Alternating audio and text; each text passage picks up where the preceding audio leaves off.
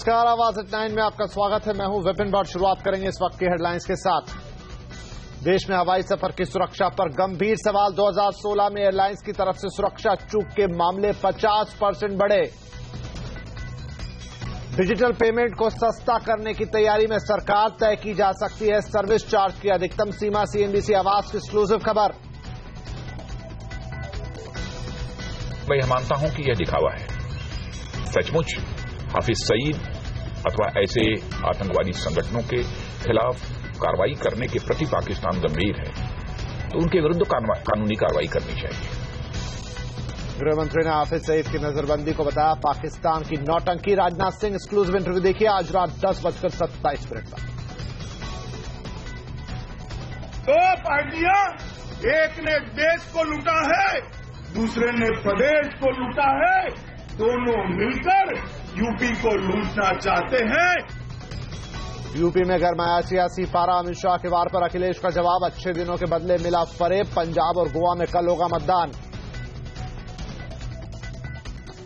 विक्रम लिमय होंगे एनएससी के नए बॉस। एनएससी की एजीएम में मंजूरी के बाद होगा औपचारिक ऐलान। बीएससी के आईपीओ ने लिस्ट होते भरी निवेशकों की झोली। पहले दिन ही मिला 49% तक रिटर्न। बजट के बाद बाजार में तेजी जारी। अब भारत में बनेगा आईफोन। बंगलुरु में शुरू होगा कंपनी का प्लांट। 12% तक घट सकती है भारत में कीमतें।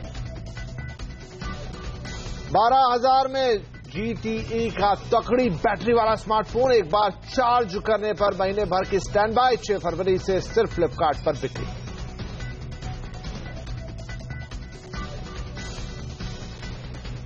सबसे पहले आपकी सुरक्षा से जुड़ी हुई खबर। अगर आप हवाई यात्रा करते हैं तो आपकी सुरक्षा भगवान भरोसे है। जी हां, जिस तरह से हवाई सुरक्षा के नियमों का उल्लंघन हो रहा है उससे तो यही लगता है। पिछले साल हवाई सुरक्षा के नियमों के उल्लंघन के मामले में 50% की बढ़ोतरी हुई है। लेकिन इस पर डीजीसीए क्या कर रहा है, इस पर हम और बातचीत करते हैं। हमारे साथ है हमारे संवाददाता रोहन सिंह। रोहन, 50% एक बहुत बड़ा आंकड़ा, यानी हर बार आप जब सफर कर रहे हैं तो 2 में से 1 बार आपकी जान मुश्किल में है।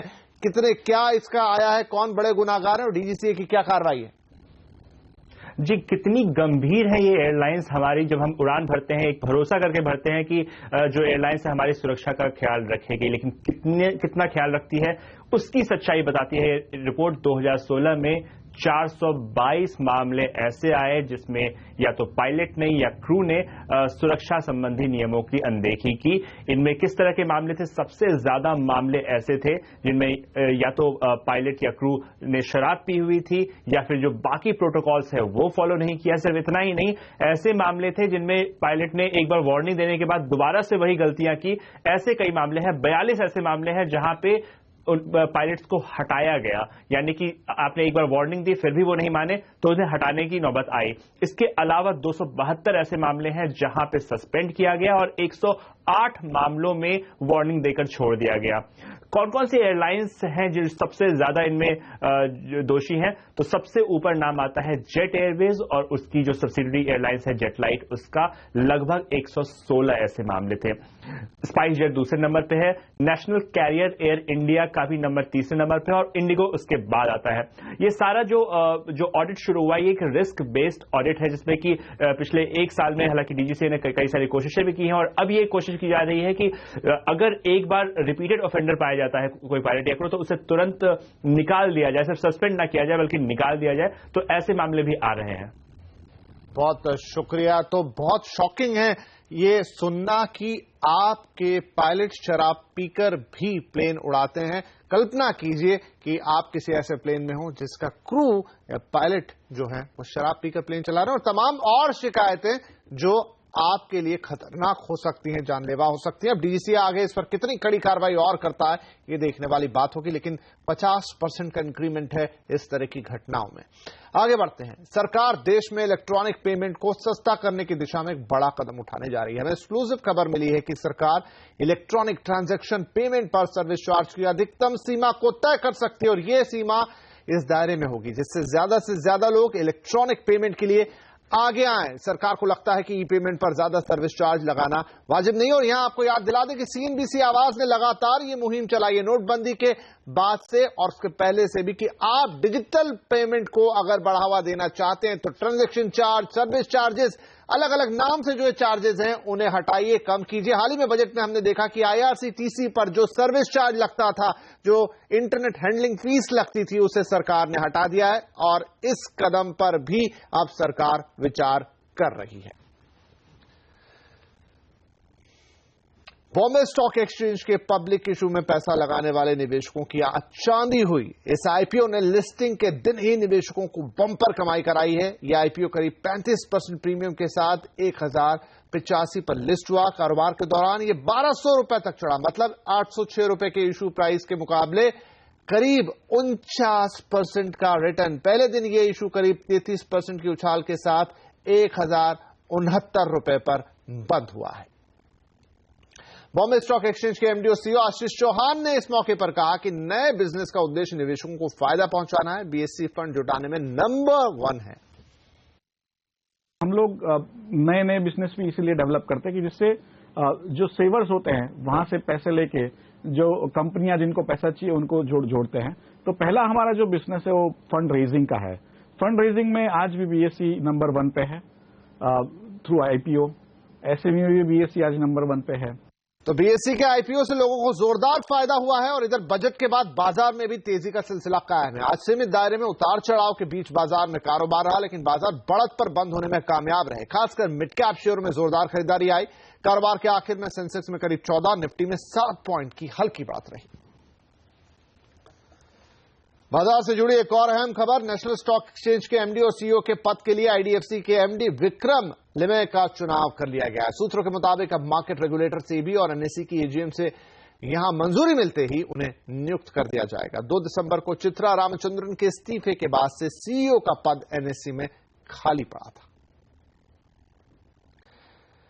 बजट पेश करने के बाद वित्त मंत्री अरुण जेटली ने आज विज्ञान भवन में सीआईआई, फिक्की और एसोचैम के अधिकारियों से मुलाकात की। बजट में किए गए कई ऐलानों को लेकर उन्होंने सफाई दी। जेटली ने एफआईपीबी, जीएसटी, सर्विस टैक्स, नई कंपनियों की लिस्टिंग आदि मुद्दों पर खुलकर राय रखी। वित्त मंत्री ने यह भी कहा कि राजनीतिक पार्टियों के चंदे में पारदर्शिता होनी ही चाहिए। This whole concept of electoral bonds, which can be purchased from the notified bank under the scheme, and the notified banks would sell these bonds against cash, against check payment or digital payment only.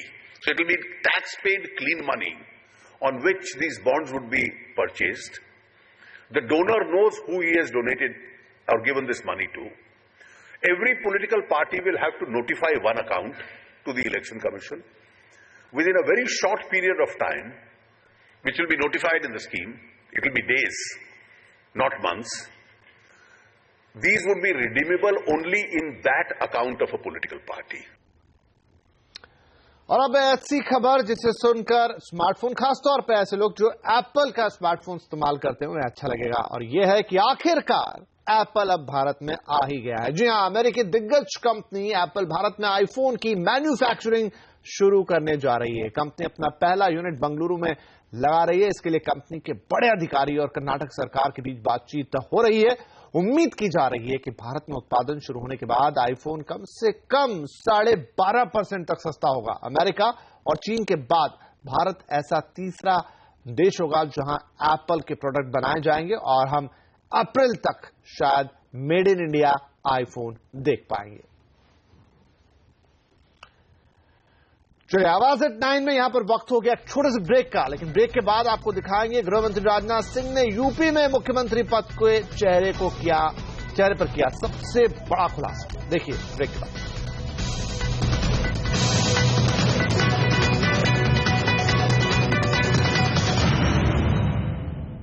UP से BJP के सबसे कद्दावर नेता देश के गृहमंत्री राजनाथ सिंह। क्या Rajnath Singh UP में बीजेपी से सीएम पद के दावेदार हैं? क्या यूपी में बीजेपी की बागडोर बाहरी नेताओं के हाथ चली गई है? ऐसे कई सवाल नेटवर्क 18 के editor in chief Rahul Joshi ने राजनाथ सिंह से पूछे। देखिए बातचीत का एक अहम हिस्सा। कोई इरादा था पार्टी का पहले कि राजनाथ जी को उतारा जाए मैदान में चेहरा बनाकर? नहीं, मैं तो 2002 में वहां से पहले, उसके पहले मैं चीफ मिनिस्टर था, वहां से मैं हटा हूं। लंबा समय गुजर गया है और मैं समझता हूं कि इस समय कई हमारे ऐसे चेहरे हैं जो कि उत्तर प्रदेश के मुख्यमंत्री हो सकते हैं। अगर जरूरत पड़ी तो क्या आप और राहुल जी, इस समय तो मैं गृह मंत्री हूं ही। जी, इसमें कोई आपत्ति नहीं होनी चाहिए। नहीं, पर फिर भी मनोहर पर्रिकर जी को अगर वापस कहा जा रहा है कि अगर जरूरत पड़ी तो उनको वापस भेजा जाएगा, अगर आपके पास ऐसा मौका आए तो क्या आप उत्तर प्रदेश की बागडोर संभालेंगे? भेजा जाएगा ऐसा कुछ नहीं है, लेकिन एक वहां के लोकप्रिय नेता हैं मनोहर पर्रिकर जी, उनके प्रति गोवा की जनता का विश्वास है, भरोसा है। हम लोगों ने कहा कि एक बराबर देख रेख उनकी बनी रहेगी सरकार के कामकाज पर। उन्होंने खुद भी कहा है कि अगर उनका बस चलता तो वो शायद सेंटर में ना आते, वो गोवा में ही रहते।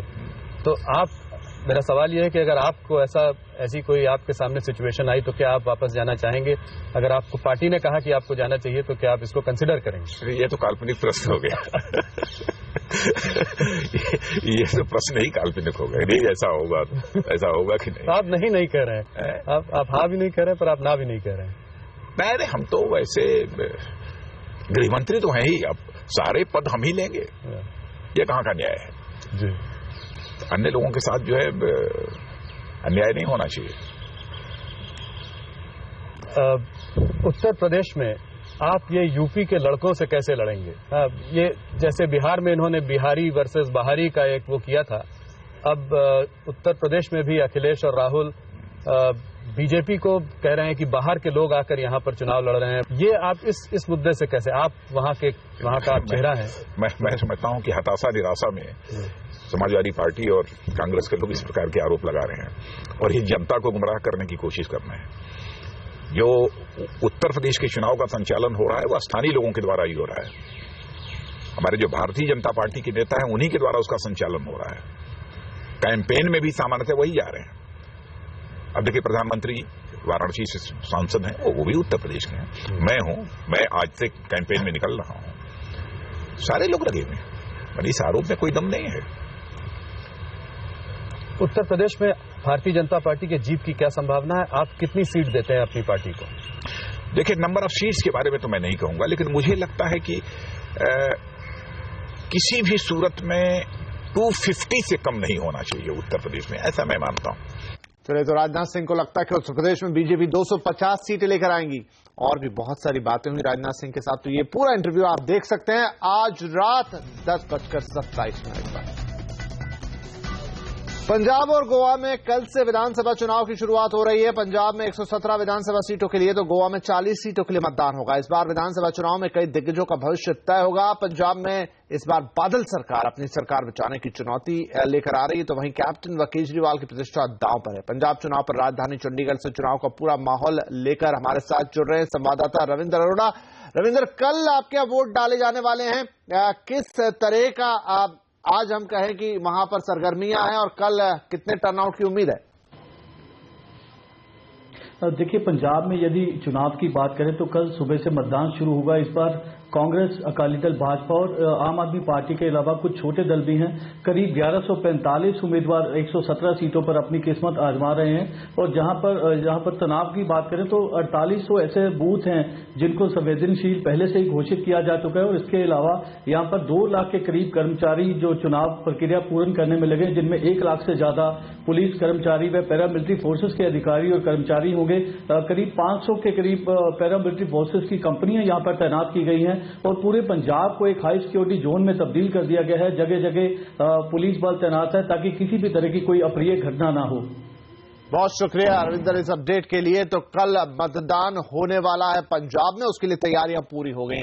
चलिए, और साथ में गोवा में भी। और यहां पर हम लेंगे एक छोटा सा ब्रेक, लेकिन ब्रेक के बाद ZTE ने लॉन्च किया एक ऐसा फोन जिसकी बैटरी दिखा रही है जोरदार दम। कितना दम है इसकी बैटरी में, बताएंगे आगे।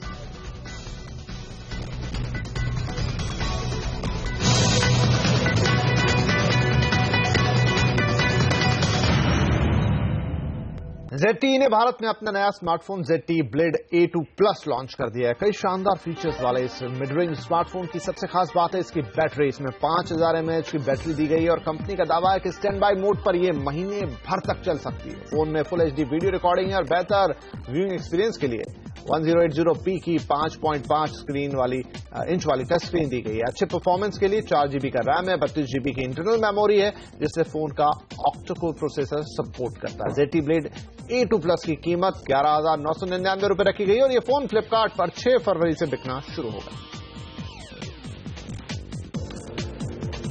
और आवाज टाइम में आज के लिए इतना ही, लेकिन आप बने रहिए CNBC आवाज के साथ और जुड़े रहिए ट्विटर, फेसबुक और यूट्यूब के जरिए। नमस्कार।